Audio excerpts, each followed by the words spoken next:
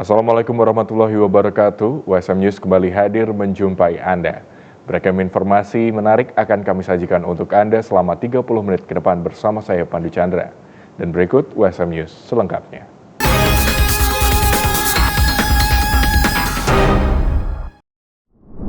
Sebanyak 13 produk paten ditampilkan Universitas Semarang dalam gelaran KI Expo 2024.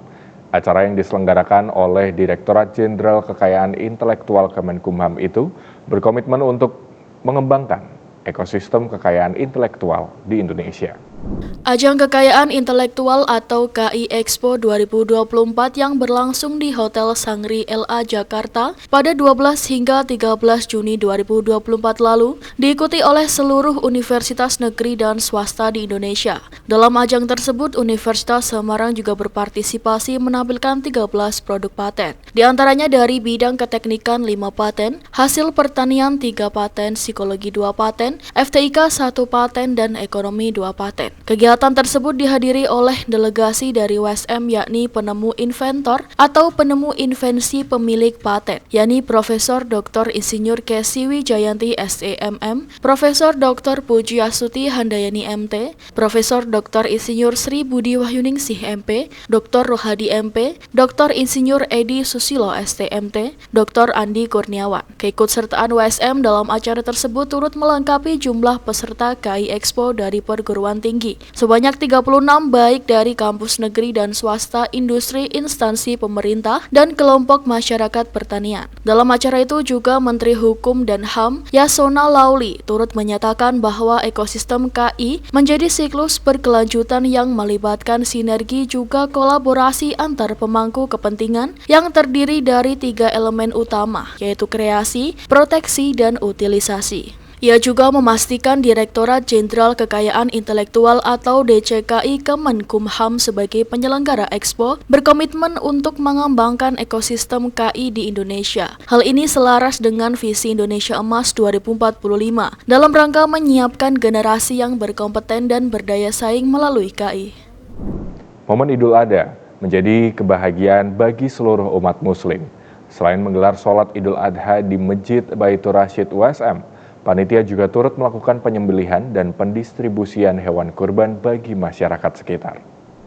Momen Idul Adha menjadi kebahagiaan bagi seluruh umat Muslim. Pada Idul Adha 1445 Hijriah, panitia Universitas Semarang menerima amanah hewan kurban sebanyak 5 ekor sapi dan 13 ekor kambing. 3 sapi diantaranya datang dari Yayasan Alumni Undip, 1 sapi dari Rektorat dan lainnya dari para dosen dan karyawan USM. Penyerahan hewan kurban dari Yayasan Alumni Undip diserahkan secara simbolis oleh Ketua Pembina Yayasan Alumni Undip, Profesor Sudarto PhD PhD, pada Ketua Takmir Masjid Baitur Rasyid USM Insinyur Haji Bambang Tutuko MMMT. Ini hewan kurban yang diberikan kepada panitia kurban di USM adalah 5 ekor sapi dan 13 ekor kambing. Di antara 5 ekor sapi itu, yang satu didistribusikan ke pondoknya Gus Baha, kemudian satu lagi didistribusikan ke masyarakat di Kedung Kakap, Penyadaran, kemudian satu lagi di Masjid Kampus Undip, dan 2 sapi disembelih di USM. Bambang turut mengungkapkan bahwa hewan kurban yang diterima selanjutnya didistribusikan ke beberapa tempat, di antaranya Pondok Pesantren LP3IA Narukan Rembang di bawah asuhan Gus Baha, Masjid Undip, masyarakat Dusun Kedung Kakap, Penadaran Gubuk. Selain melakukan penyembelihan dan pendistribusian hewan kurban, panitia juga menggelar sholat Idul Adha di Masjid Baitur Rasyid dengan imam dan khatib Insinyur Haji Bambang Tutuko MMMT.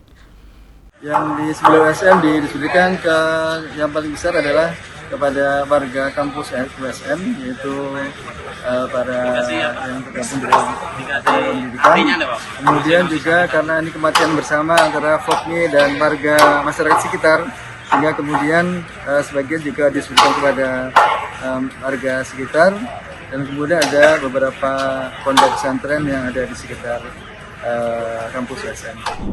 Dalam rangka untuk mendalami gerakan Pramuka Satuan Karya Wanabakti, belasan pramuka yang tergabung dalam Saka Wanabakti yang berpangkalan di Perum Perhutani KPH Purwodadi menggelar kegiatan pengamatan dan pengenalan satwa liar yang masih berada di kawasan hutan jati. Belasan anggota Pramuka Satuan Karya Wana Bakti Purwodadi, Grobogan, Jawa Tengah melakukan kegiatan pengamatan dan pengenalan satwa liar yang masih hidup di kawasan hutan jati KPH Purwodadi, Grobogan, Jawa Tengah. Kegiatan tersebut merupakan pendalaman Krida Reksawana yang bertujuan untuk mengenalkan adik-adik pramuka tersebut tentang aneka satwa liar yang masih berkembang biak di sekitar hutan jati Pegunungan Dieng Utara. Kegiatan tersebut juga dipandu oleh petugas hutan serta pembina dari pramuka satuan tersebut, di mana nantinya adik-adik akan dapat mengetahui satwa apa saja yang masih hidup dan ikut serta menjaganya dari kepunahan. Sedang pengamatan satwa, Kak. Kenapa, Dek?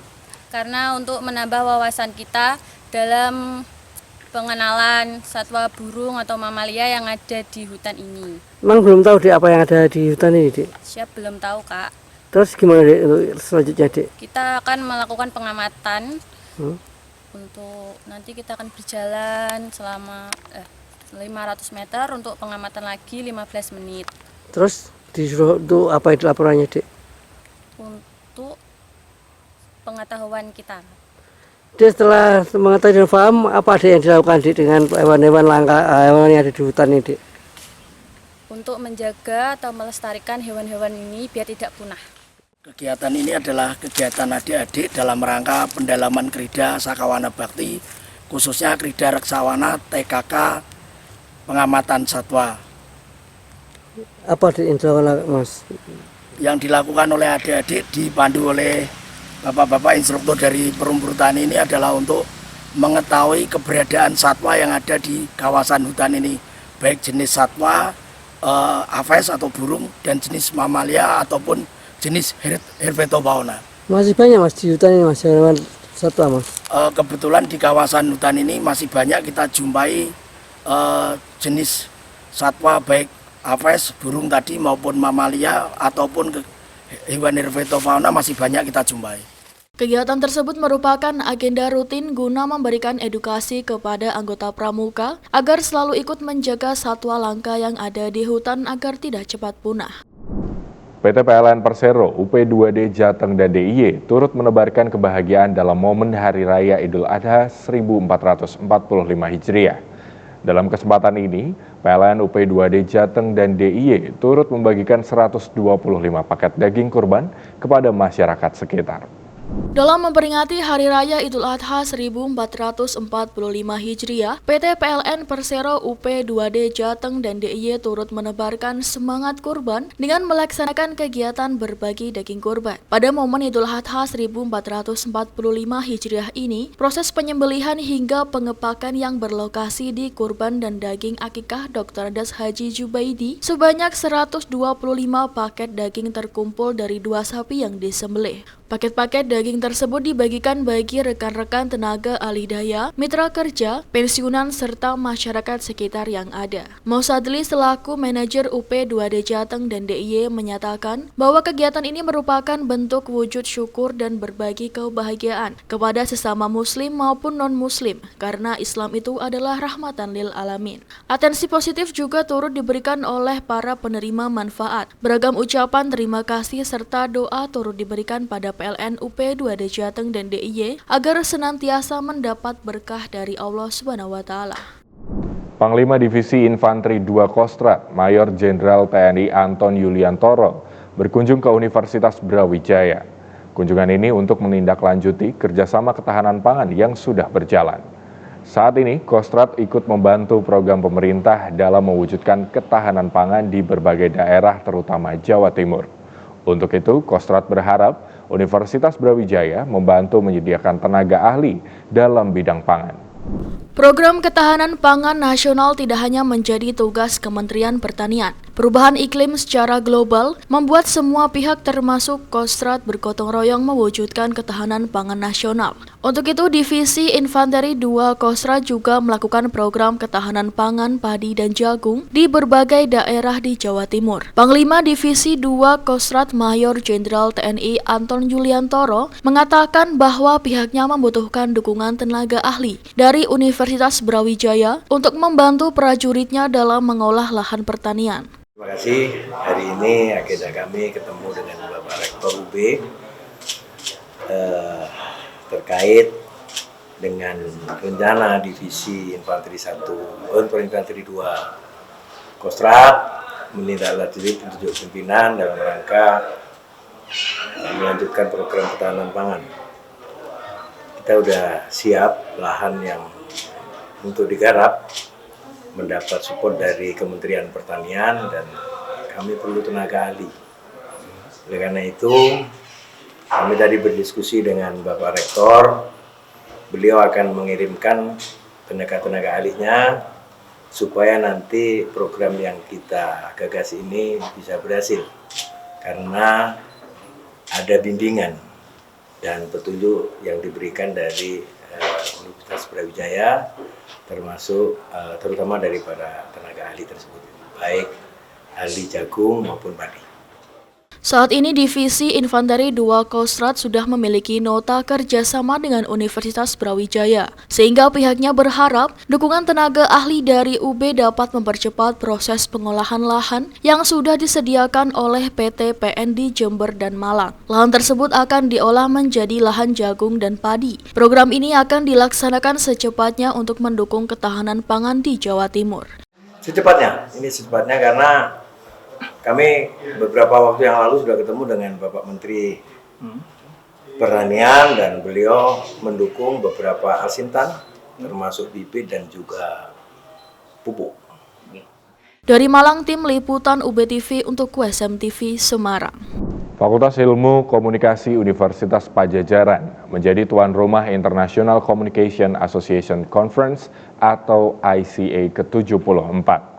Mengangkat tema Human Rights Advocacy The Communication Challenges, komunikasi memainkan peran penting dalam menyuarakan hak asasi manusia yang mampu mempromosikan perubahan sosial. Berikut laporan tim Divia Unpad TV untuk USM TV. International Communication Association atau ICA selenggarakan konferensi tahunan ke-74 pada tanggal 20 hingga 21 Juni secara hybrid bersama Universitas Padjadjaran dan Universitas Unika Atmajaya. ICA 2024 Jakarta Bandung Hub ini mengangkat tema Human Rights Advocacy The Communication Challenge. Ketua Komite ICA Indonesia sekaligus Wakil Dekan Vkom Unpad, Profesor Atwar Bajari, menilai komunikasi menjadi poin penting dan krusial untuk membantu penegakan dan advokasi hak asasi manusia yang selama ini masih termarginalkan. Kita mengetahui bahwa peran komunikasi itu sangat krusial dalam arti bisa sangat penting untuk membantu penegakan dan advokasi hak-hak asasi manusia yang selama ini mungkin terabaikan, ditutup-tutupi, kemudian bahkan dibiarkan begitu, sehingga orang-orang yang memahami komunikasi mencoba mengangkat tema ini sebagai bagian yang penting, di mana sejauh mana peran komunikasi bisa menegakkan hak-hak asasi manusia di belahan dunia yang lain, tidak hanya di Indonesia saya kira, karena kita melihat bahwa masih ada kejahatan perang, masih ada konflik yang belum diselesaikan, masih ada penindasan terhadap kaum-kaum terpinggirkan seperti perempuan, anak-anak, kemudian kelompok devian dan lain-lain yang mungkin perlu dibantu oleh kita melalui program-program komunikasi. Hari pertama konferensi ICA 2024 Jakarta Bandung Hub diisi sesi panel 1 dengan topik Media and Human Rights dan sesi 2 Communication Mental Health Indonesian and ASEAN Perspective. Sementara untuk hari kedua diisi sejumlah sesi paralel seperti disinformasi dan misinformasi dalam ilmu komunikasi. Pengisi materi pada sesi panel pertama, sekaligus wartawan senior Dandi Laksono menilai media memiliki tantangan besar dalam menyuarakan hak asasi manusia. Human right, isu-isu asasi manusia ini isu yang marginal, yang nggak laku secara pasar dan nggak disukai negara, kira-kira gitu. So kalau tanya tantangannya apa, berat banget. Karena ini kayak bikin konten yang nggak bisa menjanjikan survive secara ekonomi dan juga menantangkan risiko politik. Tapi justru disitulah tantangan komunikasinya.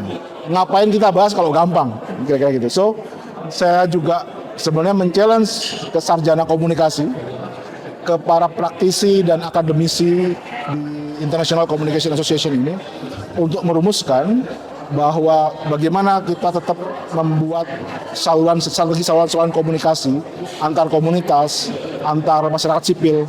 Jadi kita tidak perlu tergantung kepada media dalam artian media mainstream. Sekarang ini zamannya kitalah medianya. Dekan Fikom Unpad Dr. Dadang Rahmat Hidayat bersyukur Fakultas Ilmu Komunikasi Universitas Padjadjaran dapat menjadi tuan rumah konferensi ke-74 ICA. Dirinya menilai penyelenggaraan International Conference ini sebagai bagian dari internasionalisasi yang dilakukan oleh Fikom Unpad. Alhamdulillah untuk kesekian kalinya Fakultas Ilmu Komunikasi Universitas Padjadjaran mendapatkan kepercayaan untuk menyelenggarakan International Conference. Kali ini bersama ICA, International Communication Association, salah satu asosiasi komunikasi internasional yang tertua dan terbesar juga di dunia. Dan topik yang didiskusikan pada hari ini adalah berkaitan dengan hak asasi manusia, ya, human right, dikaitkan dengan problem komunikasinya. Kami beruntung mendapatkan kesempatan untuk menjadi penyelenggara dalam International Conference dikaitkan dengan 74 tahunnya ICA. Dan ini juga terkoneksi, kegiatan ini tidak hanya diikuti oleh teman-teman peserta dari Indonesia, tapi juga di seluruh dunia dan dilaksanakan secara hybrid. Salah satunya adalah di Gold Coast, kemudian di India, di China. Jadi sekaligus kegiatan ini bagian dari internasionalisasi Fakultas Ilmu Komunikasi. Selain diisi seminar, 74 Annual Conference ICA juga menampilkan presentasi poster hasil seleksi dari sekian banyak pelamar yang ditampilkan secara apik di selasar auditorium Pasca Sarjana Fakultas Ilmu Komunikasi. Dari Jatinangor, Sumedang, Aras Arafani Bayu Murti di Via Unpad TV untuk WSM TV. Pemirsa, Aliansi for Palestine Universitas Hasanuddin menggelar aksi solidaritas terhadap Palestina pada Kamis sore di Taman Unhas. Mereka menyuarakan dukungan dan keprihatinan terhadap warga Palestina. Puluhan mahasiswa yang tergabung dalam Aliansi for Palestine Universitas Hasanuddin menggelar aksi damai bela Palestina di Taman Unhas pada Kamis 13 Juni 2024 sore. Aksi yang digelar pada pukul 16 WITA ini membawa sejumlah atribut poster yang bernada simpati terhadap warga Palestina yang turut dibentangkan. Salah satunya bertuliskan "We Stand with Palestine". Mereka menyuarakan dukungan dan keprihatinan terhadap situasi yang sedang dialami oleh warga Palestina. Aksi solidaritas yang diikuti mahasiswa ini melakukan orasi diwakili oleh dua mahasiswa menyampaikan sejumlah poin penting, yaitu hak atas kemerdekaan, perjuangan melawan penindasan, perdamaian dan keadilan hingga hak-hak pengungsi Palestina. Mereka mengutuk kekerasan yang terus terjadi di Palestina dan menyerukan penghentian segera segala bentuk agresi terhadap warga sipil, terutama di Rafah dan Gaza yang merupakan lokasi yang paling berdampak. Sementara Koordinator Muhammad Mahfud mengatakan, melalui aksi solidaritas ini agar masyarakat sadar dan peduli akan krisis kemanusiaan yang terjadi di Palestina. Inisiasi oleh UAP, Unhas Alliance for Palestine. Oke, untuk tujuannya sendiri tuh? Tujuannya tidak lain dan tidak bukan sebagai aksi solidaritas terhadap teman-teman terhadap kaum muslimin di Palestina. Apa saja yang disuarakan dalam aksi? Bahwasanya yang terjadi di Palestina sekarang itu ada krisis kemanusiaan. Paling tidak usaha ini dilakukan untuk orang-orang mengetahui bahwasanya ada krisis kemanusiaan yang terjadi di Palestina. Aksi poin pentingnya mungkin tidak lain dan tidak bukan kembali lagi ke tujuan awal, bahwasanya aksi ini dilakukan betul-betul untuk solidaritas terhadap Palestina, mengingatkan kepada banyak kalangan bahwasanya krisis kemanusiaan itu sudah sampai kepada titik akhir yang dimana kita betul-betul harus peduli terhadap krisis Palestina di sana. Harapannya bahwasanya semakin banyak kalangan yang terbuka terbuka matanya, terbuka mata batinnya untuk senantiasa mendukung Palestina dan mungkin kedepannya bisa membangkitkan lagi aksi-aksi yang lebih besar. Aksi solidaritas tidak hanya ditunjukkan melalui orasi, namun aksi yang diinisiasi mahasiswa ini juga dirangkaikan dengan bedah buku berjudul On Palestine. Dalam bedah buku ini menghadirkan narasumber dosen sastra Arab Unhas, Supratma. Didampingi moderator Zian, ia menjelaskan sejarah Palestina dan Israel dari pandangan dua kritikus terkenal yakni Ilan Pappé dan Noam Chomsky. Bedah buku On Palestine ini diisi diskusi dan tanya jawab interaktif dengan mahasiswa yang mengikuti aksi solidaritas. Gerakan aksi Aliansi for Palestine diharapkan menguatkan semangat kepedulian di kalangan mahasiswa dan kepada masyarakat terhadap Palestina. Dari Makassar, tim liputan Unhas TV untuk USM TV. Sejak dicanangkan pada 2001, setiap 20 Juni diperingati sebagai Hari Pengungsi Sedunia oleh PBB. Tahun ini PBB mencermati peningkatan signifikan jumlah pengungsi dari wilayah konflik, yang dalam satu dekade terakhir bahkan telah berlipat kali ganda. Selengkapnya dilaporkan tim VOA dari Washington DC. Informasi ini sekaligus menutup perjumpaan kita di hari ini. Saksikan terus USM News hanya di USM TV. Saya Pandu Chandra dan seluruh kru yang bertugas pamit undur diri. Terima kasih. Wassalamualaikum warahmatullahi wabarakatuh. Amani dan 3 anaknya telah 6 kali mengungsi dari perang di jalur Gaza. Pertama, mereka melarikan diri dari rumah mereka di Beit Lahia, Gaza Utara. غادرت لأنه كان القسم متواصل وخوف طبعا وبس ما فيش كان يعني لا إرسال ولا يعني مراسلات ولا كان مناشير ولا شيء يعني عن طريق الناس اللي تخوف بعض. Perang yang berawal di Gaza Utara membuat Amani dan keluarganya bergerak ke selatan, tapi pertempuran antara tentara Israel dengan kelompok Hamas juga bergerak ke selatan. Bila pun ia bisa kembali ke Beit Lahia nanti, Amani sadar kampung halamannya akan jauh berubah. طبعا حتكون غزة مخيفة وحتكون شكلها مخيف جدا من ناحية عدم الكهرباء، عدم المياه، الأرصفة المدمرة، الشوارع المدمرة، البيوت المدمرة. Menurut Kementerian Kesehatan Gaza, lebih dari 37.000 warga Gaza tewas dan 85.000 lebih luka-luka akibat perang yang meletus Oktober lalu setelah Hamas membunuh 1.200 orang di Israel, selain menyandera lebih dari 250 orang. من نظرات العطف والحنان على الأطفال هذه اللي بتقتل وعلى النساء وعلى الشيوخ والمساكن اللي بتدمر فوق ساكنيها يعني ينظروا لهذا الشعب. Rafat sendiri memilih bertahan di Gaza. 20 Juni setiap tahunnya diperingati PBB sebagai Hari Pengungsi Sedunia, memperingati mereka yang melarikan diri dari kampung halaman akibat perang atau persekusi. Dan selama setahun terakhir menurut PBB, 120 juta orang melarikan diri dari kampung halaman mereka. Ini adalah peningkatan 6 juta lebih dibandingkan tahun sebelumnya. Hanya sebagian pengungsi yang telah kembali ke negara asal mereka, termasuk Daria, warga Ukraina yang sempat mengungsi ke Italia bersama putri dan ibunya. І ми думали, що це 2 тижні. Цей район, тому що це ж Херсон, ось поряд через поля вже Херсон. Ми читаємо, що деокупований Херсон, і в Миколаєві стало краще.